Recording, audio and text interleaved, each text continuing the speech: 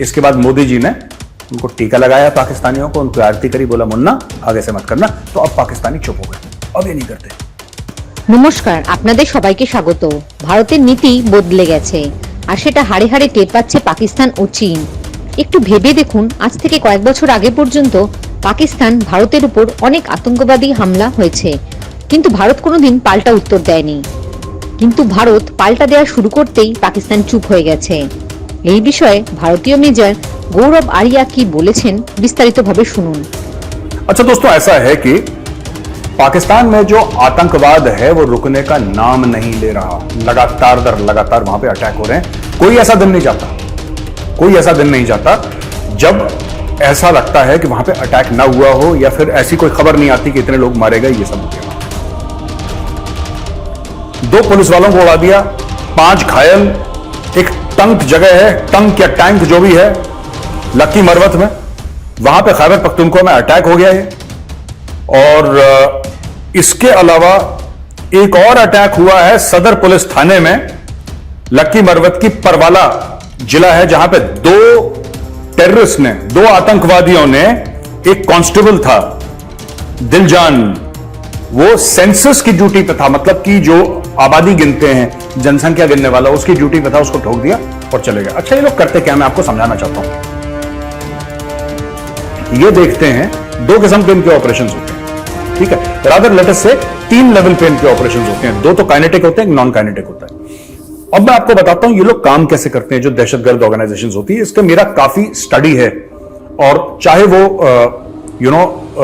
India facing हो, या तहरीक तालिबान जो पाकिस्तान को ठोक रहे हो, या पाकिस्तानी जो भारत में आके मासूमों को मार रहे हो, ये इनका एक खास दिमाग चलता है कैसे काम करते हैं। एक तो होता है कि अकेले टारगेट को मारना। ये आपने अकेला निहत्था कोई दिख गया, या हथियार भी है लेकिन वो अपनी ड्यूटी पे अकेला आदमी है, उसको मार दिया, 2-3 लोग दिखे, बम से उड़ा दिया। ये आप कश्मीर में भी देखेंगे। ये पाकिस्तानी दिमाग है। ये कश्मीर में भी करते हैं। कैसे? कोई पुलिस वाला गया, वो जम्मू कश्मीर पुलिस वाला, नमाज पढ़ने के लिए, उसके पीठ पे गोली मार दी। कोई कश्मीरी पंडित अपनी दुकान पे अकेला है, अपने दफ्तर में है, उसको खत्म कर दिया, उसको जान से मार दिया। ये अकेले टारगेट को, क्योंकि अकेला टारगेट डिफेंसलेस माना जाता है, अपनी हिफाजत नहीं कर सकता, अपनी सुरक्षा नहीं कर सकता, मार दो, ठीक है। ये एक किस्म का टारगेट है। दूसरे किस्म के टारगेट हैं हाई वैल्यू टारगेट्स, या कोई important strategic targets. High value target, strategic targets कैसे होते हैं? जैसे एक जमाने में कश्मीर में होता था। तो हाई वैल्यू टारगेट की ये स्टोरी होती है कि जिस तरीके से, अगर आप देखें, भारत में एक जमाने में हुआ करता था। इसके बाद मोदी जी ने उनको टीका लगाया पाकिस्तानियों को, उनको आरती करी, बोला मुन्ना आगे से मत करना। तो अब पाकिस्तानी चुप हो गए, अब ये नहीं करते।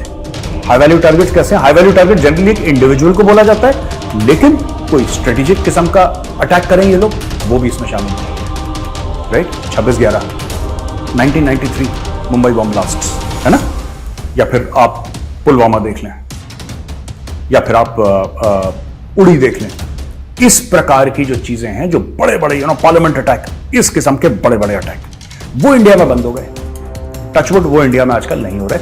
उसका कारण है 26/11 जब हुआ ना, हमने कुछ नहीं करा। जब पार्लियामेंट अटैक भी हुआ, ऑपरेशन पराक्रम हुआ, बॉर्डर तक फौजें गई, लेकिन हुआ कुछ नहीं। तो पाकिस्तान को हिम्मत मिलती रही, पाकिस्तान को हिम्मत मिलती रही कि यार ऐसा हो गया, कोई बात नहीं, हम तो इनको मारते रहेंगे, कुछ नहीं करेंगे। बाद में जब मोदी जी आए और पठानकोट का वाकया हुआ, तो मोदी जी ने पाकिस्तानियों को बोला कि बॉस, ये तुमने गड़बड़ करी यार, मत करो ये। तो पाकिस्तानियों ने बोला एज यूजुअल झूठे लोग, उनका पूरा अशराफिया जो उनका क्रीम है वो तो झूठी बोलता है। मैं आम आदमियों की बात नहीं कर रहा, आम पाकिस्तानियों की, लेकिन उनकी सरकार, उनकी फौज झूठे मक्कार हैं, जो खुद के लोगों के पैसे चुरा लें, जो खुद के लोगों के साथ सगे ना हो, तो भारत के साथ और बाकी दुनिया के साथ क्या सगे होंगे।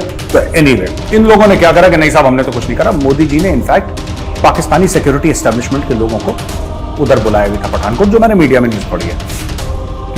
फिर भी पाकिस्तानी नहीं मांगे, ठीक, कोई बात नहीं, कोई दिक्कत। इन्होंने करा फिर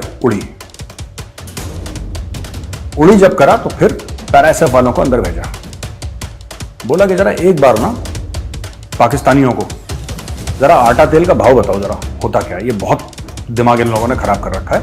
तो पैराएसएफ वाले गए, और जो उनकी आदत है, उन्होंने करा वहां पे पूरा इनका धनिया छील गया है अच्छी तरीके से। पाकिस्तानियों को लगा हो सकता है वन ऑफ हो यार, ऐसा होगा नहीं यार, ऐसा मतलब ना ज्यादा नहीं हो सकता, एक आध बार हो गया तो हो गया। दूसरे लेवल पे जब पाकिस्तानी आए तो उन्होंने बोला कि नहीं यार, अब एक काम करते हैं, सीआरपीएफ के कॉन्वॉय टारगेट करते हैं। तो आदिल अहमद डर था, आदिल अहमद डर एक कश्मीरी था टेररिस्ट, और उसको आरडीएक्स की गाड़ी उसने मारी और 40 हमारे भाई पुलवामा में वीरगति को प्राप्त हो गए, है ना। आपको पता ही है। अब हुआ ये कि जब वो वीरगति को प्राप्त हुए और वहां पे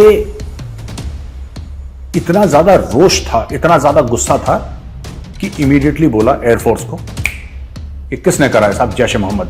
जैश ए मोहम्मद का सबसे बड़ा कैंप कहां है साहब? बालाकोट है। बालाकोट कहां है? सब खैबर पख्तूनख्वा के अंदर। तो यानी कि पाकिस्तान ऑक्यूपाइड कश्मीर पूरा पार करके मेनलैंड पाकिस्तान में घुस के वहां पे ठोकना होगा। हाँ साहब, वही करना होगा। गो। अब जब वहां पे बम गिरे तो फिर पाकिस्तानियों ने कुछ बातें करी दाएं कि ऐसा नहीं है, वैसा नहीं है, कुछ नहीं हुआ। और यहाँ पे भी लोग जो हमारे यहाँ जयचंद और ये इस टाइप के लोगों की कमी तो है नहीं यहाँ पे भारत में। तो नवजोत सिंह सिद्धू हमारे दे ताली गुरु, उसने बोल दिया, उसने भी बोल दिया। वो तो खैर पाकिस्तानी है ही, Navjot Singh Sidhu is not an Indian, वो दिल से पाकिस्तानी है और उसको वहीं पे भेज देना चाहिए। सिद्धू ने ये बोल दिया कि साहब वहां पे तो कुछ पेड़ गिरे थे और कुछ कौवे मरे थे। चलो कोई बात नहीं, अगर पेड़ ही गिरे थे और कौवे ही मरे थे तो पाकिस्तान को सांप क्यों सुन गया? चुपचाप पाकिस्तान बैठा है। तो ये जितने भी बड़ी बड़ी चीजें हैं ना, स्ट्रेटेजिक अटैक्स, ये इंडिया में बंद हो गए। अब मैंने आपको एक परिप्रेक्ष्य, एक कॉन्टेक्स्ट समझा दिया भारत का। अब हम जाते हैं वापस पाकिस्तान से। ये वहां पे क्या हो रहा है? वहां पे यही हो रहा है कि तहरीक तालिबान पाकिस्तान या बलोच छोटी छोटी चीजें कर रही है। इस पुलिस वाले को ठोक दिया, इसको ठोक दिया, इसको मार दिया, इसको पीट दिया, ये कर दिया, यहां से बम से इनको उड़ा दिया। ये छोटी मोटी चीजें, ये होता है जैसे सलाद है, पापड़ है, अचार है, ये छोटी मोटी साइड चीजें जो हैं ये करते रहते हैं। बीच बीच में ये बड़ा काम कर जाते हैं। ठीक है, जैसे पुलिस लाइन के मस्जिद में अटैक करा, 100 से ऊपर लोग मार दिए। या फिर जो पुलिस के ऊपर अटैक वहां पे था कराची में, ठीक है, और that was a strategic target, तो उसके ऊपर उन्होंने अटैक करा। तो इस किस्म की चीजें ये लोग कर रहे हैं। तीसरी जो चीज थी, मैंने एक बोला था ना, 2 काइनेटिक है और एक नॉन काइनेटिक है।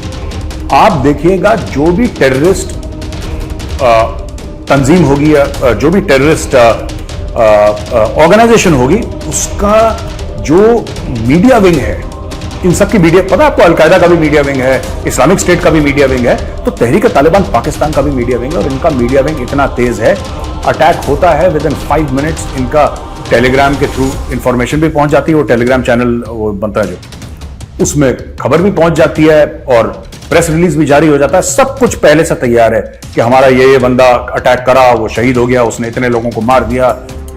अच्छा जी, अब हम आपको ले जाते हैं जो उनका बेस्ट फ्रेंड है पाकिस्तान का, जो उनको घास नहीं डालता, जो उनको 2 रुपए देने को तैयार नहीं है, राइट?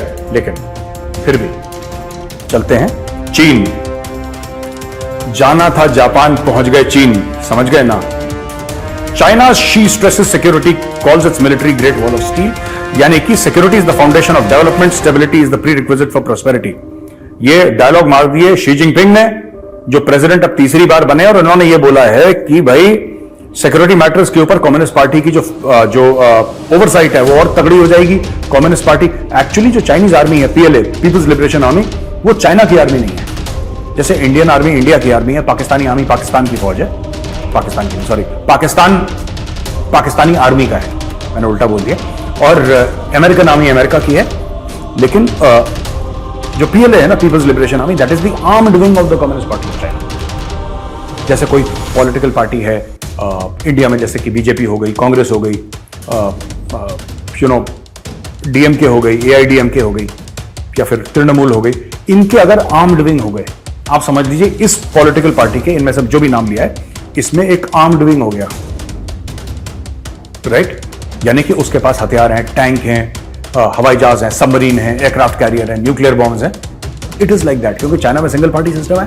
तो वहीं पे जो लोग हैं ना, वो इन्होंने अपना आर्म्ड विंग बना रखा है, दैट इज द पीएलए। तो इन्होंने बोला है कि इसके बिना नहीं होगा, it is a steel wall, और हम फौज को आगे लेके चलेंगे। एक मिलिटरिस्टिक कोट उन्होंने दिया है। अच्छा, इसके अलावा भारत ने यह बोला है कि साहब जो रूस से तेल खरीदना है, वो $60 का कैप नहीं, हमने आपको एक बार बताया था, $60 का एक वो लेवल लगा रखा है इंटरनेशनल कम्युनिटी से, यूएसबी, सब लोग मिलकर कि साहब इससे ज्यादा नहीं देंगे। तो भारत ने बोला कि उसी के अंदर ही हम यूएसएसआर से तेल खरीदें। इंडिया भी बैलेंसिंग एक्ट कर रहा है, इंडिया भी बैलेंसिंग एक्ट कर रहा है, और दुनिया को पता लग गया ना भारत साइड लेगा रशिया की, ना भारत साइड लेगा यूक्रेन की। साफ सीधी बात है, भारत अपनी साइड लेगा। और थोड़ा सा विक्टिम कार्ड प्ले करने की यूक्रेन ने काफी कोशिश करी थी एक दो बार कि इंडिया शुड थिंक, कोने में चल, बकवास मत कर, हमें मत सिखा, बाप को मत सिखा अपने, ठीक है ना, बाप है हम तुम्हारे, बाप को मत सिखाओ बाप को क्या करना है, बाप वही करेगा जो बाप के हिस्सा है, ठीक है। तो एक दो यूक्रेन वालों ने कोशिश करी थी, देखो उनके साथ बुरा हो रहा है, मैं मना नहीं कर रहा, रशिया ने अटैक करा, ठीक नहीं करा, मुझे नहीं लगता रशिया को अटैक करना चाहिए, लेकिन जिस तरीके से ये गाना गाते हैं ना यूक्रेनियन, फिर हमें सिखाने की कोशिश करते हैं, they try to teach the world कि if you are not supporting us, what did you do भाई, when China was at Doklam, when China was at Galwan, Ukraine का क्या, यूक्रेन ने कंडेम करा उसको, यूक्रेन ने कंडेम करा कि चाइना को, कि भाई चाइना तुम बिल्कुल अटैक करने की वहां पे खड़े हो और तुमने 500,000 अपनी फौज वहां पे खड़ी कर रखी है लाइन ऑफ एक्चुअल कंट्रोल पे, हम तुम्हें कंडेम करते हैं। अब बड़ी याद आ रही है तुम्हें इंडिया की यार कि इंडिया शुड कंडेम, कोई नहीं करेंगे कंडेम, जाओ ऐश करो बेटा, हैव फन। जय हिंद, जय जवान, जय किसान।